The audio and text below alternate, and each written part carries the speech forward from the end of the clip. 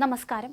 Israel പ്രധാനമന്ത്രി Benjamin Netanyahu കൊല്ലപ്പെട്ടു എന്ന പ്രചരണം സോഷ്യൽ മീഡിയയിൽ ഏതാനും ദിവസങ്ങളിലായി വ്യാപകമായി പ്രചരിച്ചിരുന്നു. ഇത്തരം പ്രചരണങ്ങൾക്ക് ചുട്ട മറുപടി നൽകി നെതന്യാഹു രംഗത്ത് വന്നു. മരിച്ചു എന്ന പ്രചരണം ശക്തമാകവേ ഒരു കോഫി ഷോപ്പിലായിരുന്നു അദ്ദേഹം പ്രത്യക്ഷപ്പെട്ടത്. ഒരു കഫേയിൽ കോഫി ഓർഡർ ചെയ്യുന്ന വീഡിയോ പങ്കുവച്ചാണ് താൻ സുരക്ഷിതനാണെന്ന് അദ്ദേഹം ലോകത്തെ അറിയിച്ചത്. പ്രധാനമന്ത്രി സുഖമായിരിക്കുന്നുവെന്നും പ്രചരിക്കുന്നത് വെറും വ്യാജ വാർത്തകളാണെന്നുമാണ് ഔദ്യോഗികമായ വിശദീകരണം. വീഡിയോ ചിത്രീകരിച്ച ദി സദാഫ് കഫേയും ഇത്തരത്തിൽ നെതന്യാഹു തങ്ങളുടെ കടയിൽ വന്നതിന്റെ ചിത്രങ്ങളൊക്കെ ഇൻസ്റ്റാഗ്രാമിൽ പങ്കുവച്ചിട്ടുണ്ട്. പ്രധാനമന്ത്രിയെയും അദ്ദേഹത്തിന്റെ ഓഫീസിനെയും തങ്ങളുടെ കഫേയിൽ സ്വീകരിക്കാൻ സാധിച്ചതിൽ സന്തോഷമുണ്ടെന്ന് അവർ ചിത്രങ്ങൾക്കൊപ്പം കുറിച്ചു.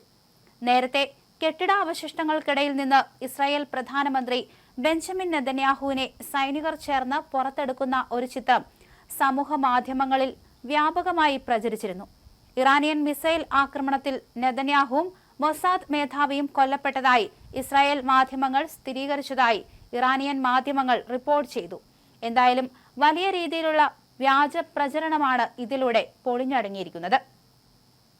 അതേസമയം ഇറാന്റെ പുതിയ പരമോന്നത നേതാവ് മുജ്തബ ഖമേനി മരിച്ചിരിക്കാമെന്ന് ഡൊണാൾഡ് ട്രംപ് പറഞ്ഞതിന് പിന്നാലെ അദ്ദേഹം എവിടെയാണെന്ന് തങ്ങൾക്ക് അറിയാമെന്ന പ്രഖ്യാപനവുമായി ഇസ്രായേലും രംഗത്തെത്തി.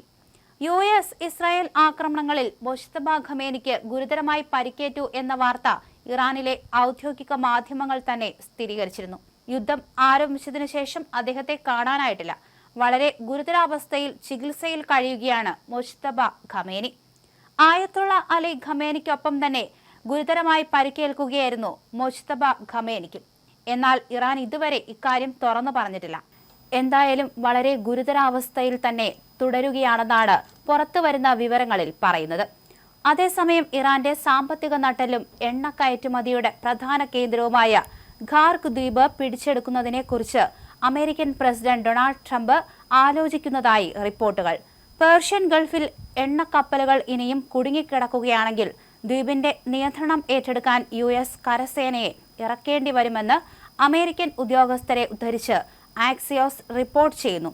ഇറാന്റെ പ്രധാന എണ്ണ കയറ്റുമതി കേന്ദ്രമായ ഈ ദ്വീപ് ഇറാനെ സംബന്ധിച്ചിടത്തോളം തന്ത്രപ്രധാനമാണ് എന്നാണ് വിലയിരുത്തുന്നത്.